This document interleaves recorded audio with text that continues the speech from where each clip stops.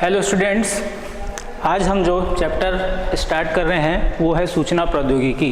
नाम से समझ आ रहा है इंफॉर्मेशन टेक्नोलॉजी। एक समय था जब हम सूचनाओं को एक दूसरे में बांटने के लिए पुराने समय पे चले तो कबूतर या फिर डाकिए या फिर द्विभाषी वगैरह का उपयोग करते थे, लेकिन आज हम उस एडवांस टेक्निक पे काम कर रहे हैं। हमारा जो विज्ञान है बहुत आगे बढ़ चुका है। वो विज्ञान आज कंप्यूटर के माध्यम से सूचनाओं का आदान प्रदान कर रहा है।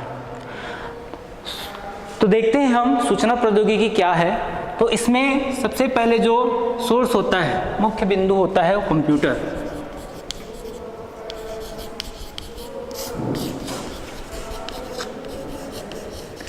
चूँकि हम कंप्यूटर के माध्यम से ही सूचनाओं का आदान प्रदान करते हैं और कंप्यूटर जिस फील्ड में उपयोग आता है, ऐसे तो सभी फील्ड में उपयोग आता है क्षेत्रों में, लेकिन आईटी के क्षेत्र में, इंफॉर्मेशन टेक्नोलॉजी के क्षेत्र में इसकी महत्वपूर्ण भूमिका है।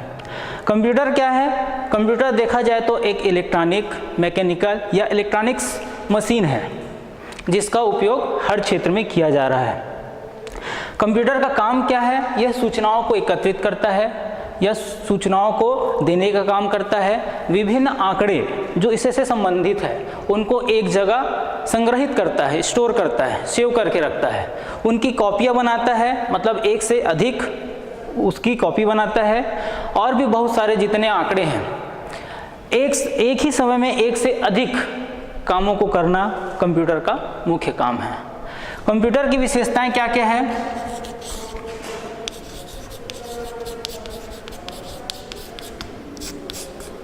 पहली विशेषता है इसकी गति। कंप्यूटर की गति, कंप्यूटर की गति जो है 1 सेकंड के 10वें भाग, जिसको हम नैनो सेकंड कहते हैं, मतलब 10 की घात 10 सेकंड में इसकी गति होती है। और उसी तीव्र गति के साथ ही हमारे साथ सूचनाओं को एकत्रित करता है, आंकड़ों का संग्रहण करना, उसको अभिव्यक्त करना, उसकी अभिक्रियाएं करना, ये सब इसके अंतर्गत आती है। तो जो कंप्यूटर की गति होती है वो नैनो सेकंड में होती है, मतलब 1 सेकंड के 10वें भाग के बराबर होता है। दूसरा आता है इसी में, गति के बाद जो हमारा है वो मिलता है हमको इसकी शुद्धता। शुद्धता से तात्पर्य है कि जो हमको ये परिणाम देता है, आंकड़ों का जो परिणाम हमको अंतिम में देता है वो उसमें शुद्धता होती है। किसी प्रकार का मानवीय होगी तो मानवीय त्रुटि होगी, क्योंकि ये कंप्यूटर हमारे द्वारा बनाया गया है और हमारे द्वारा ही आंकड़ों को इसमें प्रवेश कराया जाता है या उनका आउटपुट मिलता है हमको। तो त्रुटि होगी तो मानवीय होगी, लेकिन कंप्यूटर के द्वारा अपने से किसी प्रकार की त्रुटि नहीं होती है। तीसरा है संग्रहण क्षमता। संग्रहण क्षमता में देखिए, संग्रहण क्षमता क्या है? बहुत सारे डाटा है हमारे पास, छोटे से स्पेस में, छोटे से जगह पे वो बहुत सारे डाटा को वो एकत्रित कर सकता है। तो उसको हम कहते हैं मेमोरी। कंप्यूटर की वो क्या कहलाती है? मेमोरी। तो छोटे से भी छोटे जगह पे वो बहुत सारे डाटा, जिसको हम जीबी, एमबी, टीबी के द्वारा प्रदर्शित करते हैं, वह संग्रहित करके रखता है। तो इसकी संग्रहण क्षमता बहुत ज़्यादा होती है, इतनी होती है कि बहुत हमारे पास जो असंख्य डाटा है वो उसमें आ जाते हैं। संग्रहण क्षमता के बाद हमारा जो चौथा पॉइंट होता है वो सक्षमता होती है। इसकी जो सक्षमता है, सक्षमता से मतलब है इसकी कैपेबिलिटी, मतलब ये हमारी तरह थकता नहीं है। आप इस पे एक से अधिक कई काम एक साथ ले सकते हैं, लेकिन इसमें थकान नाम की जो चीज़ मानवों में होती है, इंसानों में होती है, वो इस पे नहीं पाई जाती है। इस पे आप कितने भी काम एक साथ, अनगिनत काम जो है वो ले सकते हैं। पांचवा जो होता है वो व्यापकता होता है। व्यापकता से मतलब है हर क्षेत्र में बहुआयामी काम करने में ये सक्षम है। और इसकी व्यापकता इसी से है कि ये प्रभावी होता है सभी क्षेत्रों में, बहुत क्षेत्र होते हैं इसके, किसी एक क्षेत्र की बात नहीं है। आप चाहे शिक्षा में इसका उपयोग कर लें, चिकित्सा में उसका उपयोग कर लें, मनोरंजन के क्षेत्र में आप देखते हैं, आप टीवी देख रहे हैं, टीवी में क्या आता है, फिल्म देख रहे हैं, कोई भी ज्ञानवर्धक चीज़ें देख रहे हैं, समाचार देख रहे हैं, वो इसी किसी माध्यम से ही वो आपके तक पहुंचता है। तो इसकी व्यापकता बहुत अधिक है। व्यापकता के बाद आता है छठवां पॉइंट, सीमा। सीमा से तात्पर्य है कि ये खुद में सक्षम नहीं है, हमारे द्वारा, मानव के द्वारा ये निर्मित है और इसकी खुद की सीमा लिमिटेड होती है। हमारे द्वारा जो निर्देश दिए जाते हैं, जो कमांड दिए जाते हैं, उसी पर वो उस निर्देशों का पालन करते हुए वो काम करता है। तो इसकी सीमाएं भी सीमित होती है और ये मानव द्वारा दिए गए निर्देशों का पालन करता है। तो ये कंप्यूटर और उसकी कुछ विशेषताएं थी जिनके द्वारा सूचना प्रौद्योगिकी में इसकी महत्वपूर्ण भूमिका रहती है और इसी के द्वारा ही सूचनाओं का आदान प्रदान किया जाता है।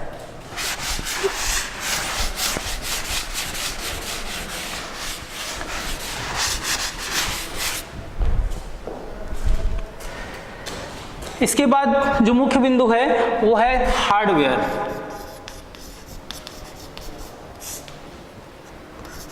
तीसरा पॉइंट लेकर चले यदि हम सूचना प्रौद्योगिकी का, वो होता है हार्डवेयर।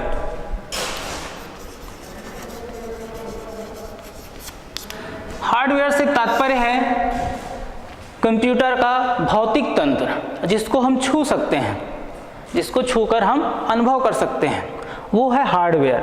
अब कंप्यूटर में क्या क्या हो सकता है? कंप्यूटर का मॉनिटर हो सकता है, जैसे इसका मॉनिटर हो सकता है। दूसरा कीबोर्ड हो सकता है। तीसरा माउस हो सकता है। चौथा सीपीयू हो सकता है। इस प्रकार के अन्य चीज़ें, प्रिंटर भी हार्डवेयर का एक अंग है। या फिर अन्य आगे बढ़े तो हार्ड डिस्क हो जाएगा, हार्ड डिस्क। और आगे बढ़ें जॉयस्टिक। इस प्रकार और भी जो यंत्र जो कंप्यूटर में काम आती है, जिसको हम देखकर छूकर पहचान सकते हैं, वो कहलाता है इसका हार्डवेयर।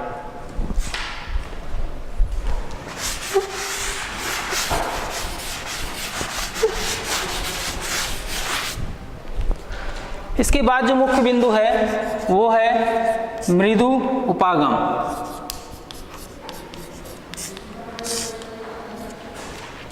इसको हम कहते हैं सॉफ्टवेयर। मृदु उपागम सॉफ्टवेयर। सॉफ्टवेयर क्या चीज है? देखा जाए तो सॉफ्टवेयर जो है किसी योजनाओं का निर्देशों का समूह है बनाकर, उसका हम जब निर्धारण करते हैं तो वो कहलाता है मृदु उपागम सॉफ्टवेयर। हम हमारे लाइफ में चलते हैं तो हम सुबह उठते हैं, फिर एक योजना बनता है, ठीक है, कि आज हमको यहाँ जाना है। आप यहाँ पर आए हैं, पढ़ाई कर रहे हैं, आपने सुबह की योजना बनाई थी, मेरे को आज स्कूल जाना है, पढ़ाई करना है। तो माइंड में, दिमाग में जो चलता है, जो एक टारगेट और एक योजना बन जाती है, उसका आप अक्षरशः पालन करते जाते हैं कि आज स्कूल जाना है, वहाँ पहला पीरियड दूसरा पीरियड अटेंड करते हुए फिर हमको वापस में घर आना है। तो उसी प्रकार का कंप्यूटर भी एक सॉफ्टवेयर बनाता है। उपागम मतलब है एक योजना बनाता है और उसी योजना का निर्देशों का समूह रहता है, उसी आधार पर वो क्या करता है, हमारे निर्देशों का पालन करता है, तो वो कहलाता है मृदु उपागम।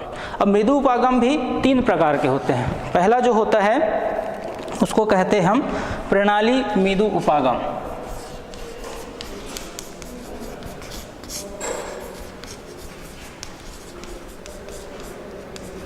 प्रणाली मृदु उपागम, इसको कहा जाता है सिस्टम सॉफ्टवेयर।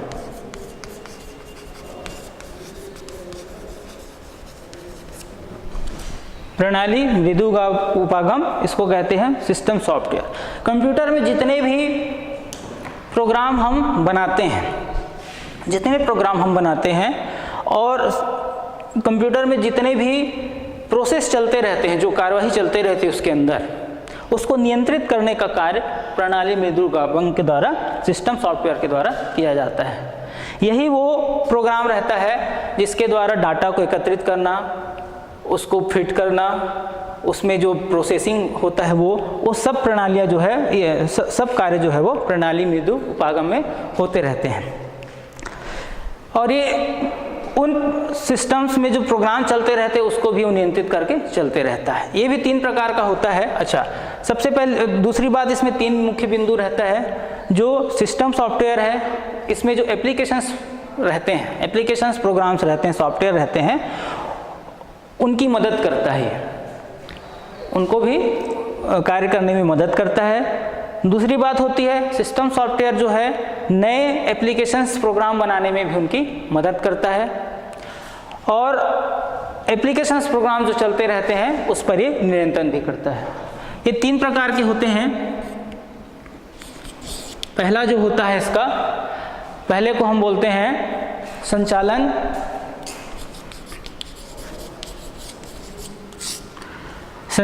प्रणाली मृदु उपागम।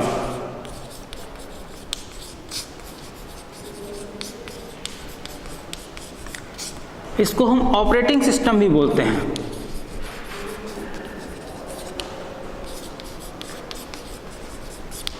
पहला होता है संचालन प्रणाली, जिसको हम बोलते हैं ऑपरेटिंग सिस्टम। दूसरा होता है भाषा अनुवादक, भाषा अनुवादक। और तीसरा होता है उपयोगिता प्रोग्राम।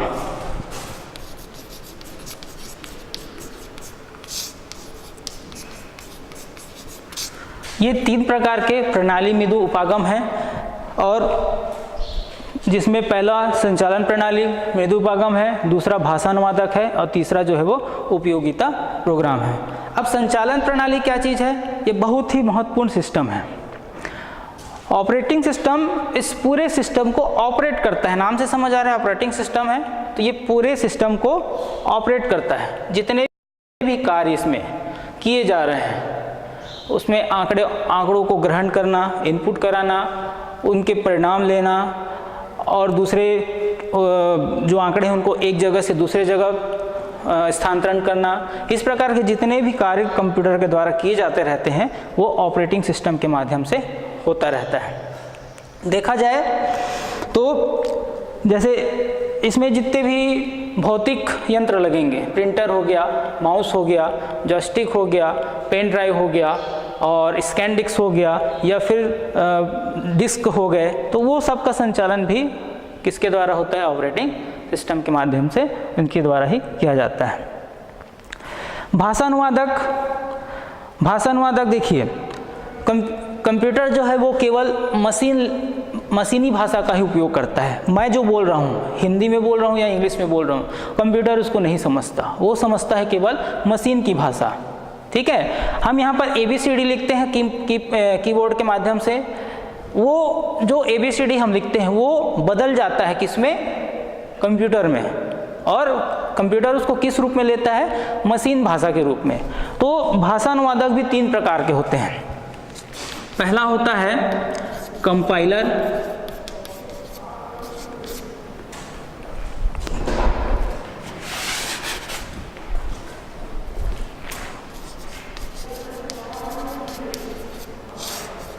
कंपाइलर, दूसरा होता है इंटरप्रिटर,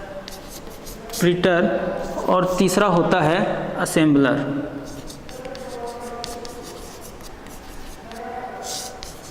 ये 3 प्रकार के भाषा अनुवादक होते हैं। कंपाइलर क्या करता है? कंपाइल करने का काम। कंपाइल से मतलब है वो पूरे जो दिए रहेंगे उसको पढ़ेगा, उसके बाद उसमें त्रुटि निकालेगा, या सीधा भाषा का अनुवाद मशीनी भाषा में कर देगा। ये होता है आपका कंपाइलर। वो पूरे एक साथ पूरे जितने भी हम डाटा फिट कर रहेंगे, जो भी लिखे रहेंगे कंप्यूटर में, वो पूरा एक साथ पढ़ेगा और उसको क्या करेगा? कंपाइल करके उसको एक्सेप्ट करेगा। दूसरा चीज़ है इंटरप्रेटर। इंटरप्रेटर क्या करता है, वाक्य बाई वाक्य, एक सेंटेंस आपने पूरा लिखा, उसको वो पढ़ेगा, उसमें सुधार करेगा, उसके बाद उसको मशीनी भाषा में उसको बदलकर आगे ले जाएगा। तीसरा जो है असेंबलर। असेंबलर क्या करता है, हम जितने सांकेतिक शब्द देते हैं, सांकेतिक जो संकेत होते हैं उनको वो मशीनी भाषा में बदलता है। उसके बाद फिर वो क्या है, कंप्यूटर उसको सीपीयू के द्वारा एक्सेप्ट करता है, आगे प्रोसेस करता है। तो ये है भाषा अनुवादक, 3 प्रकार का है। एक है कंपाइलर जो कि पूरा एक साथ उसको करेगा और मशीनी भाषा में ले जाएगा। दूसरा इंटरप्रेटर, सेंटेंस बाय सेंटेंस करता है, एक वाक्य पूरा हो उसके बाद। और असेंबलर संकेतों को मशीनी भाषा में बदलता है। ये है मेलुपागम का। इसके बाद देखिए इसी का तीसरा पॉइंट है उपयोगिता। उपयोगिता प्रोग्राम, इसी का तीसरा पार्ट था प्रणाली वाले का, उपयोगिता उपागम या प्रोग्राम। उपयोगिता प्रोग्राम का मतलब होता है, जैसे हमने कई प्रोग्राम बनाए हैं और कुछ प्रोग्राम्स में कुछ चीज़ें उभयनिष्ठ हो जाती हैं, ठीक है। जैसे सेव करने का, हमने कुछ डाटा डाला है, उसको हम सुरक्षित रखना चाहते हैं, तो वो कहलाएगा सेव करना, ठीक है। या एक प्रोग्राम का डाटा को हमको दूसरे प्रोग्राम में शिफ्ट कराना है, तो वो कहलाएगा मूव कराना। उसी प्रकार कॉपी करना, एक जगह का प्रोग्राम को हम दूसरे जगह कॉपी करना चाहते हैं। तो इस प्रकार के जितने प्रोग्राम्स हैं जिसके लिए हमको बार बार उस प्रोग्राम को बनाना ना पड़े, ऐसे प्रोग्राम्स के लिए हम उपयोगिता प्रोग्राम बनाकर चलते हैं। तो वो कहलाता है आपका, हमने जैसे आप सुबह उठने के बाद हमारा एक निश्चित काम होता है, हमको फ्रेश होना है, ब्रश करना है। उसके लिए हमको अलग से प्रोग्राम, नहीं यार आज तो नहीं करते, ऐसा तो नहीं होता है। वो एक निश्चित है कि हमको ब्रश करना ही है। स्वास्थ्य की दृष्टि से ब्रश करना हमारे लिए अच्छी बात है, और हम चाहते हैं कि हम सुबह उठ के सबसे पहले क्या करें, ब्रश करें। तो वो एक उभयनिष्ठ है हमारे पे, हमको ये डेली करना ही है। तो उस प्रकार के जो कार्य होते हैं वो किसके अंतर्गत आते हैं, उपयोगिता के अंतर्गत आते हैं। अच्छा, इसमें जैसे कुछ प्रोग्राम्स चलते रहते हैं, कुछ प्रोग्राम्स चल रहे हैं, तो ये स्वप्रेरणा से होगा। इसके अंतर्गत जैसे मान के चलिए एक आता है डिस्क प्रबंधन। डिस्क प्रबंधन हार्ड डिस्क से, या फिर हार्ड डिस्क हो गया, या फिर छोटे चिप हो गए, उसमें यदि किसी प्रकार का वायरस आ गया या उसमें कॉपी करने की बात आ गई, तो इस प्रकार का जो फंक्शन रहेगा तो वो उपयोगिता प्रोग्राम के अंतर्गत वो ऑटोमेटिक होते जाएगा। हमारे पास हार्ड डिस्क है या पेन ड्राइव हो गया आउटसोर्सिंग वाला, इस प्रकार के कोई हमारे पास यंत्र है, तो वो क्या करेगा, कॉम्पैक्ट डिस्क हो गया, उसके लिए क्या करेगा, खुद स्वयं से हल करने का प्रयास करेगा, ठीक है। तो ये आएगा आपका डिस्क प्रबंधन के अंतर्गत। दूसरा इसी में आ जाएगा आपका विषाणु से बचाव। विषाणु से बचाव, विषाणु मतलब वायरस। हमने सुना है वायरस केवल हमारे शरीर के लिए ही वायरस नहीं होता है, इस प्रकार के प्रोग्राम्स है, कंप्यूटर्स है, इनके लिए भी वायरस होता है, जिससे सिस्टम को क्षति पहुंचती है, हानि होती है। तो उससे बचने के लिए भी क्या करता है, ये एक प्रोग्राम बना के चलता है, ताकि किसी प्रकार का वायरस यदि इस डिस्क पर या इसके प्रोग्राम्स पर हमला कर रहा है तो उससे वो बच सके, उसका हल निकाल सके। तो विषाणु से भी बचाव जरूरी है। तो सिस्टम को अपने बचाव के लिए भी कुछ प्रोग्राम्स बना के रखने पड़ते हैं, उसके लिए भी। अब वायरस की बात हो रही है तो 3 प्रकार के वायरस होते हैं। पहला होता है प्रोग्राम वायरस।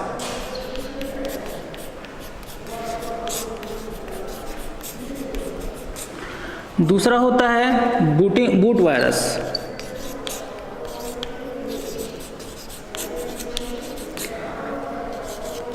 पहला हो गया प्रोग्राम वायरस, दूसरा हो गया बूट वायरस, और तीसरा जो होता है वो मल्टी फंक्शन।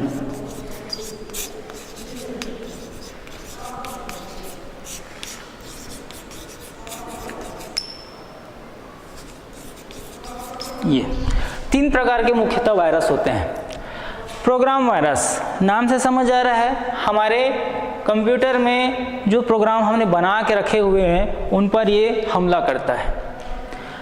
किस प्रकार के एक्सटेंशन पर हमला करता है? .com, .exe या फिर .dll, इस प्रकार के जो प्रोग्राम्स होते हैं जिसका एक्सटेंशन हमारे पास .com होता है या .exe होता है, .dll होता है, उस प्रकार के प्रोग्राम्स पर ये हमला करता है। उसके आंकड़ों को, उसके डाटा को क्षति पहुंचाता है, उसके नाम को, उसके समय को बदल देता है, उसके साइज को बदल देता है। और चूंकि वायरस हमको आंखों से नहीं दिखता, वायरस जो होते हैं वो हमको आंखों से नहीं दिखते, उनका परिणाम दिखता है। जब क्षति पहुंचती है तब हमको समझ आता है कि हाँ यहाँ पर किसी प्रकार की हानि हमको हुई है, तब वो वायरस हमको समझ आता है कि इस प्रोग्राम पर किसी प्रकार का वायरस है। तो प्रोग्राम, इस प्रकार के प्रोग्राम्स जिसका एक्सटेंशन मैंने बताया, उस पर बचाव के लिए हम क्या करते हैं, उपयोगिता प्रोग्राम्स की आवश्यकता पड़ती है। बूट वायरस, बूट वायरस में क्या होता है, जैसे हमने कंप्यूटर ऑन किया, ऑन करने के बाद प्रोसेसिंग चलता है, ठीक है, प्रोसेसिंग होगा, पूरा कंप्यूटर ऊपर से नीचे तक अपना प्रोग्राम ऑटोमेटिक चलाते जाता है। तो उस प्रकार के भी प्रोग्राम्स में ये बूट वायरस जो है वो हमला करता है और कंप्यूटर को ऑन नहीं होने देता है। इस प्रकार के वायरस बूट वायरस कहलाते हैं।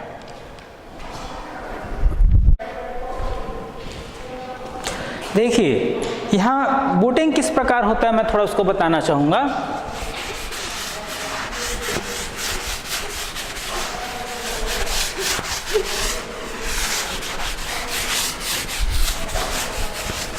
हम बूट वायरस की बात कर रहे थे। क्या होता है कि ये हमारा हार्ड डिस्क है, मान के चलिए हमारा हार्ड डिस्क है। हार्ड डिस्क से जो डाटा होता है वो रैम में जाता है। अब यहाँ से यहाँ डाटा जाने के पहले क्या होता है, हम सबसे पहले अपना कंप्यूटर चालू करते हैं।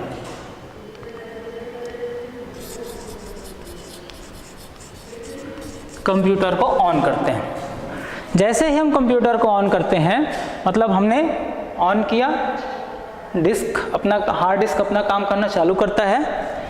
यहाँ पर एक महत्वपूर्ण कार्य होता है, स्वप्रेरित, ऑटोमेटिक कहना चाहिए सामान्य भाषा में। ऑटोमेटिक जो निर्देश होते हैं वह रैम में, रोम में स्टोर होना चालू हो जाता है। तो रोम में जो डाटा है वो संग्रहित होते हैं। जैसे ही कंप्यूटर स्टार्ट होगा, हार्ड डिस्क अपना काम चालू करता है और वो क्या करता है, रोम में जितने डाटा रहते हैं ऑटोमेटिक स्वप्रेरित उनका ट्रांसफ़र कहाँ करता है, रैम में करता है। तो ये प्रोसेस जो कहलाता है बूटिंग कहलाता है। कंप्यूटर के चालू होने से स्टार्ट हो जाता है और जब तक पूरे निर्देश रैम में ट्रांसफ़र होते हैं, एकत्रित होते हैं, वो बूटिंग की प्रक्रिया जो है वो चलते रहती है। तो इसी प्रक्रिया को बूट वायरस जो है, मैं बता रहा था आपको, वो प्रभावित करता है। बूट वायरस जो है वो इसी प्रक्रिया को प्रभावित करता है, आपके कंप्यूटर को ऑन होने नहीं देता, या फिर जो डाटा है उसको वह प्रभावित करेगा, क्षति पहुंचाएगा। ये कहलाता है आपका बूट वायरस। तीसरा जो वायरस था वो था मल्टी फंक्शन। तीसरा जो वायरस है वो मल्टी फंक्शन है।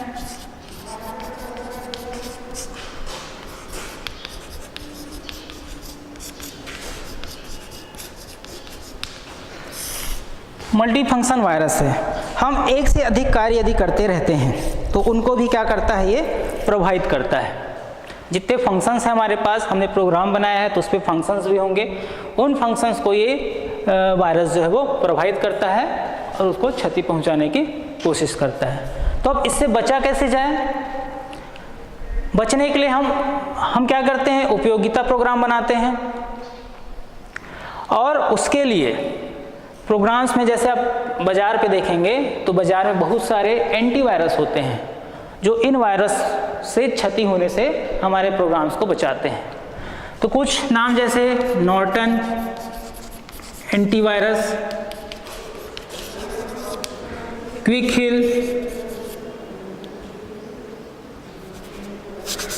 हिल एंटीवायरस है, या फिर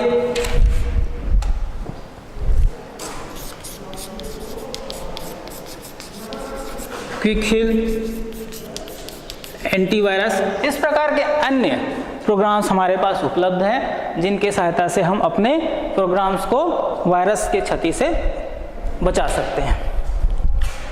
इसके बाद आइए हमारा अगला मुख्य बिंदु है, तीसरा जो था वो मृदुपागम का तीसरा है अनुप्रयोग मृदुपागम। तीसरा था अनुप्रयोग मृदु उपागम। एप्लीकेशंस बोलते हैं इसको, एप्लीकेशंस सॉफ्टवेयर्स। एप्लीकेशन सॉफ्टवेयर्स का काम क्या होता है, जैसे एक या एक से अधिक प्रोग्राम का समूह होता है। एप्लीकेशन प्रोग्राम जो है वो एक से अधिक प्रोग्राम्स का समूह होता है जिनके माध्यम से विभिन्न क्षेत्रों पे विभिन्न प्रकार के उद्देश्यों को लेकर ये अनुप्रयोग जो है वो बनाए जाते हैं। इसमें भी दो आते हैं, जैसे एक होता है पहले से बनाए हुए प्रोग्राम। पहले से बनाए हुए प्रोग्राम से मतलब है जैसे वाणिज्य के क्षेत्र में यदि हम देखते हैं तो वाणिज्य के क्षेत्र में जैसे बैंकों में काम होता है तो हम एक प्रोग्राम बनाए हैं टैली, नाम सुना होगा आपने टैली। ये पहले से उस उद्देश्य को रखकर बनाया गया है कि हमको वाणिज्य के क्षेत्र में इस प्रकार का काम करना है, टैली हो गया। या फिर हम लिखने का काम करते हैं तो वर्ड में वो काम होता है, वर्ड है। ये सब एप्लीकेशंस प्रोग्राम्स है जो बता रहा हूँ मैं। या फिर कोरल हो गया और ऑफिस वर्क के प्रोग्राम हो गए। C++ या जावा, ये जितने प्रोग्राम्स हैं ये एक उद्देश्य को लेकर पहले से बनाए हुए जिन पर हमको काम करना रहता है, तो ये है पहले से बनाए गए प्रोग्राम्स। दूसरा जो होता है, दूसरा है किसी विशेष कार्य के उपयोग के लिए बनाए गए प्रोग्राम। किसी विशेष कार्य के लिए बनाए गए प्रोग्राम। अब किसी विशेष कार्य के लिए, अब आप क्षेत्र पे आ जाओ, हर क्षेत्र पे आ जाओ। हम सबसे पहले शिक्षा क्षेत्र की बात करते हैं। शिक्षा क्षेत्र में क्या क्या काम हो सकते हैं?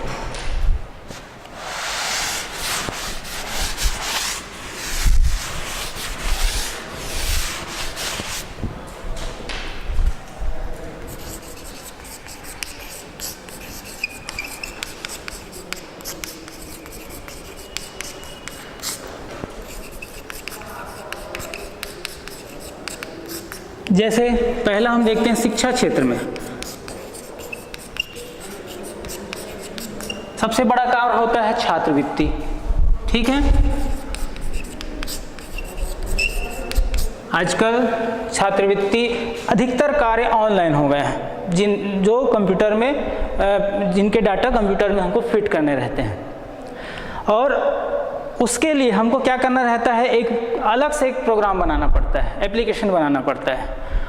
तो शिक्षा के क्षेत्र में छात्रवृत्ति हो गई, या फिर दाखिले से संबंधित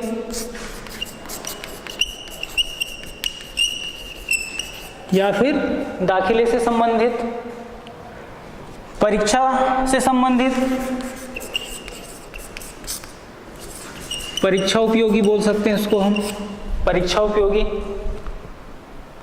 और भी आ सकते हैं जिनका हम पाठ्यक्रम है, जैसे हमारा एक बोर्ड है 10वीं 12वीं का, वो शिक्षा क्षेत्र, वो एक बोर्ड हमारे राज्य के लिए एक बोर्ड बना है जिसके माध्यम से हम बोर्ड की परीक्षाएं आयोजित करते हैं, सूचनाओं का प्रदान करते हैं, सूचनाएं मंगाते हैं। तो वो सब काम किस में होता है? शिक्षा क्षेत्र में। तो उसके लिए हमको क्या करना पड़ा है? एक अलग से एप्लीकेशन प्रोग्राम बनाने की आवश्यकता पड़ी है। चिकित्सा के क्षेत्र में देखें,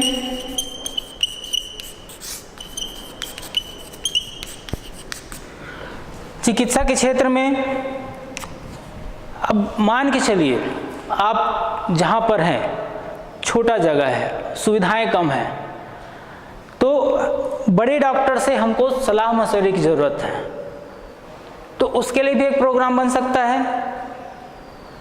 वहाँ की नियुक्तियाँ हैं, जो मरीज है उनकी जानकारियाँ हैं, ये सब हम बाकी जगह भी देख सके, उसके लिए भी एक प्रोग्राम बन सकता है। तो चिकित्सा के क्षेत्र में भी एक प्रोग्राम होगा। तीसरा,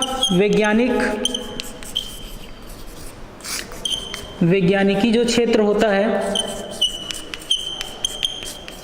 क्षेत्रों पर उनका एक अपना स्वतंत्र क्षेत्र होता है जिसके लिए वे प्रोग्राम बना के चलते हैं। उनके पास क्या आवश्यकताएं हैं, कितनी सामग्रियां हैं, किस प्रकार की कार्य योजना है, उन सबको यहाँ पर आप दे सकते हैं। व्यापार के क्षेत्र में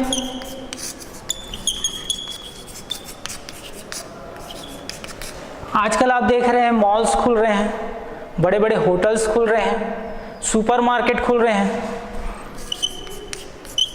मॉल, सुपरमार्केट, इस प्रकार की जो बड़े प्रतिष्ठान है, दुकान है, वो क्या करते हैं? अपनी दुकान का एक अलग सॉफ्टवेयर बना के चलते हैं, एप्लीकेशन प्रोग्राम। आप यदि उनके यहाँ सामान लेते हैं, तुरंत उसकी एंट्री वो अपने पास करके आपको बिल देते हैं, तो वो उस दुकान, उस प्रतिष्ठान, उस क्षेत्र के लिए क्या हो जाएगा? वो बनाया हुआ प्रोग्राम हो जाएगा। और आगे चलिए आप बैंकों का, तो खैर आप कह सकते हैं कि छोटे बैंक जो है, बैंकों में छोटे बैंक है जैसे, जिनका एक सीमित दायरा होता है, वो इस प्रकार के एप्लीकेशंस प्रोग्राम बना के चलते हैं। तो कहने का तात्पर्य ये है कि किसी विशेष उपयोग के लिए बनाया गया प्रोग्राम दो प्रकार के हो गए। वो अनुप्रयोग मृदुपागम के अंतर्गत आएगा। एक हो जाएगा जो पहले से बनाया हुआ है, जिसका हम उपयोग बस करते हैं, जो हमारी इच्छा से नहीं होता। दूसरा होता है आवश्यकता पे आधारित, जो विशेष उपयोग के लिए बनाया गया प्रोग्राम है, एप्लीकेशन है, वो है। तो ये है अनुप्रयोग मृदुपागम। तो आज हमने सूचना प्रौद्योगिकी के अंतर्गत क्या क्या पढ़ा? हमने कंप्यूटर देखा, कंप्यूटर की विशेषताएं देखी, हार्डवेयर को देखा, हार्डवेयर में के पश्चात हमने मृदुपागम देखा, मतलब सॉफ्टवेयर तीन प्रकार के होते हैं। एक प्रणाली, सॉफ्टवेयर प्रणाली होता है, और उपयोगिता होती है, अनुप्रयोग होता है। प्रणाली के अंतर्गत तीन प्रकार होते हैं। एक संचालन प्रणाली होती है, दूसरा भाषा अनुवादक होता है, और उपयोगिता प्रोग्राम होते हैं। तो ये सूचना प्रौद्योगिकी के अंतर्गत जो मुख्य बिंदु आज हमारे द्वारा यहाँ पर प्रस्तुत किया गया है, इसके लिए आप लोग का धन्यवाद।